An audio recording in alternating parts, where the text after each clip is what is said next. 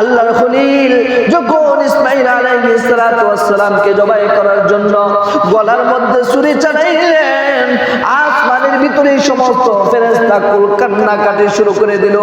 আহারে, এই কেমন নিদারুণ দৃশ্য দেখতেছি।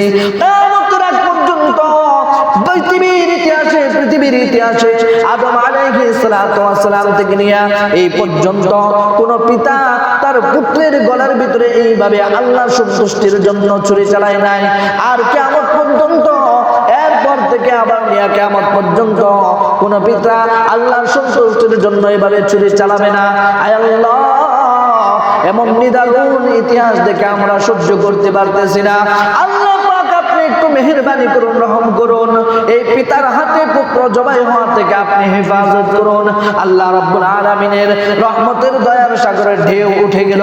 আল্লাহ রাব্বুল আলামিন জিবরাইল আলাইহিস সালাতু ওয়াস সালামকে ডাক দিয়ে বললেন, জিবরাইল যাও, জান্নাত থেকে দুম্বা নিয়ে যাও, আমার ইব্রাহিমের ছুরির নিচে নিয়ে দাও, ইসমাইলকে সরায়া ইসমাইলের পরবর্তীতে তুমি ইসমাইলের জায়গায় দুম্বাটাকে ধরে দাও। আল্লাহর খলিল